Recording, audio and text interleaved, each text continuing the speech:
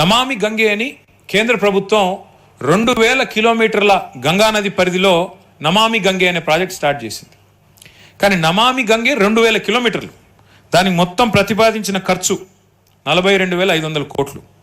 అట్లాగే Gujarat Sabarmati river front అహ్మదాబాద్లో దానికి ఖర్చు 7,000 కోట్లు. కానీ రేవంత్ రెడ్డి గారు చెప్పే ఖర్చు మరి ఎందుకు ఆయనే చెప్తున్నాడు, నేను కాదు, 1,50,000 కోట్లు. మరి 2000 కిలోమీటర్లలో ఉండే గంగానదికేమో 42,000 కోట్లు ఖర్చు అవుతే 55 కిలోమీటర్ల మూసీకి 1,50,000 కోట్లు ఖర్చు ఎందుకు అవుతుంది? ఇందాక మాట్లాడిన బాధితులు కానీ మేం కానీ ముఖ్యమంత్రి గారు చెప్పేది, అయ్యా నువ్వు మంచి పనులు చేస్తా అంటే మేము అడ్డుకోవడానికి మాకేమి, మేము ఈ నగర పౌరులం, ఈ రాష్ట్ర బిడ్డలం, ఈ రాష్ట్రం కోసం కష్టపడి మా నాయకుడు తన ప్రాణాలకు సైతం తెగించి కొట్లాడినవాడు, మేము వద్దనం. కానీ నువ్వు సుందరీకరణ పేరిట 1000 కోట్లు దండుకుంటాను నా కుర్చీని కాపాడుకోవడానికి, ప్రజలని డబ్బులతో కొనేయడానికి అంటే మాత్రం ఖచ్చితంగా ప్రజా సొమ్మును మాత్రం దోచుకుంటానంటే మాత్రం అడ్డుకుంటాం, అందులో అనుమానం లేదు. నేను ఇక్కడ ఒక్క మాట దయచేసి మీరు ఆలోచన చేయండి. విచిత్రమైన విషయం, ఆయన అసలు మూసీ కోసం పనిచేస్తుండా లేదా మూసీ పక్కన ఉన్న భూముల మీద కనుబడి ఆపుతున్నాడా మాకైతే అర్థం కావట్లేదు. నేను ముఖ్యమంత్రి గారు ఓపెన్గా అంటున్నాడు, నేను రియల్ ఎస్టేట్ వ్యాపారం చేస్తే తప్పేంటి, ప్రభుత్వం రియల్ ఎస్టేట్ వ్యాపారం చేస్తే తప్పేంది అని ఉల్టా దబాయిస్తూ ఉన్నాడు. దేశవ్యాప్తంగా మేధావులు ఇవాళ అనుమానాలు వ్యక్తం చేస్తున్నారు. మేధా పాట్కర్ గారు ఆఖరికి విచిత్రమైన విషయం, ఏ గాంధీ గారి బొమ్మ పెడతానని ముఖ్యమంత్రి గారు అంటున్నారో ఆ గాంధీ గారి మునిమన్మడు తుషార్ గాంధీ చెప్తున్నాడు, అయ్యా మా తాతగారి పేరు, మా ముత్తాత గారి పేరు నాశనం చేయకు నువ్వు, ఆయన పేరు మాట్లాడకు నువ్వు, దయచేసి ఆయన పేరు చెప్పి నువ్వు కొంపలు కొల్లేరు చేయకు, అనవసరంగా ఆయన చెడ్డ పేరు తెక్కుని గాంధీ గారి మునిమన్మడు కూడా మొత్తుకుంటున్నాడు. అయినా రేవంత్ రెడ్డి ఇంటలేడు. ఒక్కసారి నేను మీకు ఒక మాట చూపెట్టాలి. ఇది చూడండి, ఇవన్నీ ఆ రోజు మూసీ తీరంలో కేసీఆర్ ప్రభుత్వం చేసిన సుందరీకరణ. ఇందాక నేను చెప్పాను కదా, నాగోలు ఉప్పల్ మధ్యలో చేసిన అంబర్పేట మధ్యలో అని, ఇవన్నీ ఆ రోజు కేవలం 6 కోట్ల రూపాయలతో మాత్రమే, ఒక్క ఇల్లు కూలగొట్టకుండా కేసీఆర్ గారు ఇవన్నీ చేసి పెట్టారు. ఏదో గేటెడ్ కమ్యూనిటీ కాదు, ఇది ఉప్పల్ బగాయతు నాగోలు అంబర్పేట ప్రాంతంలో 5.5 కిలోమీటర్ల పరిధిలో 2 వైపులా కేసీఆర్ గారి ప్రభుత్వం ఆనాడు చేసిన సుందరీకరణ యొక్క ఫలితాలు మీ కళ్ళ ముందు ఉన్నాయి. మరి ఇది నువ్వెందుకు చేయలేకపోతున్నావు రేవంత్ రెడ్డి గారు నేను అడుగుతా ఉన్నా. మీరెందుకు మా మాదిరిగానే, మా ప్రభుత్వం మాదిరిగానే ఇల్లు కూలగొట్టకుండా ఎందుకు చేయలేకపోతున్నారు? అయితే ఈ మధ్యన ఇందాక చాలామంది మిత్రులు బఫర్ల గురించి, FTLల గురించి పాపం చాలా బాధగా, ప్రభుత్వమే చెప్పింది కదా, ప్రభుత్వమే అమ్మింది కదా, మేము కొనుక్కున్నాం కదా, డబ్బులు కట్టినాం కదా, రిజిస్ట్రేషన్ కట్టించుకున్నారు కదా, ఇంటి పన్ను కడుతున్నాం కదా, మీరే కాగితాలు ఇచ్చారు కదా, మీరే రిజిస్ట్రేషన్లు చేశారు కదా, మరి మీరెట్లా అడుగుతున్నారు అంటున్నారు. ముఖ్యమంత్రి గారు ఏం చెప్తున్నారు, అధికారులు ఏం చెప్తున్నారు, బఫర్ జోన్, మీ రాజేంద్ర నగర్ RDO గారు చెప్పింది నేను విన్నాను, 500 మీటర్లు అటు 500 మీటర్లు ఇటు బఫర్ జోన్ ఉంటుంది అంటాడు.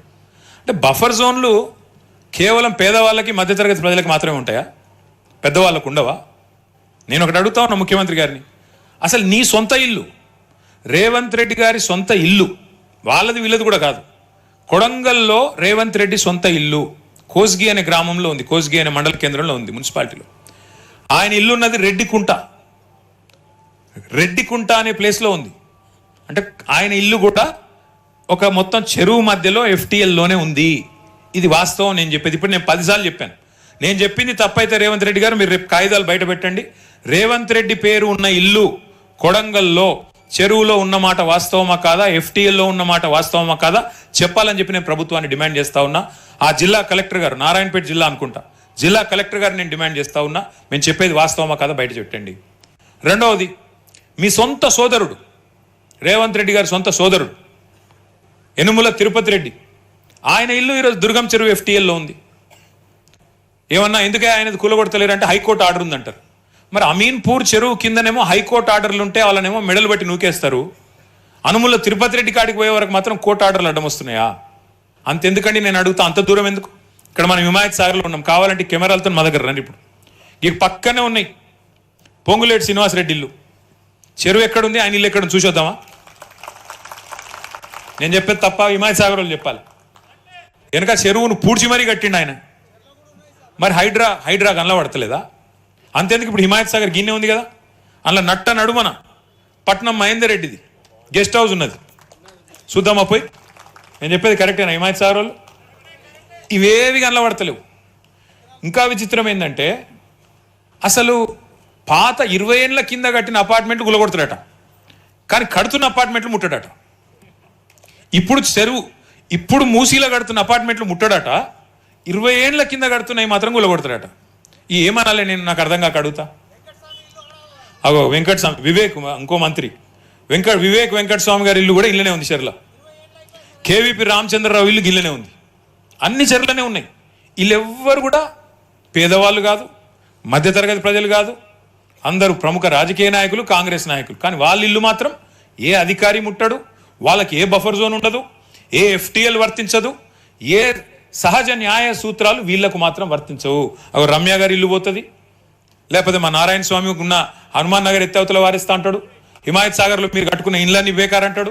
కానీ హిమాయత్ సాగర్ చెరువు మధ్యలో ఉన్న పట్నం మహేందర్ మాత్రం మంచిగా ఉండాలి, హిమాయత్ సాగర్లో చెరువును పూడ్చి కట్టిన పొంగులేటి శ్రీనివాసరెడ్డి మాత్రం నిక్షేపంలాగా ఉండాలి. ఇదేనా న్యాయం? ఇదేనా పద్ధతి? మీరు చేసే ప్రాజెక్ట్ ఇది? అసలు మీకు నీతి అంటూ ఉందా ముఖ్యమంత్రి గారికి? అందుకే నేను అనేది, మీరు మసిబూసి మారేడుకాయ చేసి ఎన్ని అబద్ధాలు చెప్పినా వాస్తవాలుగానే ఉంటాయి. చూడండి, ఆ రోజు మేము చేసింది మొత్తం చెత్తంతా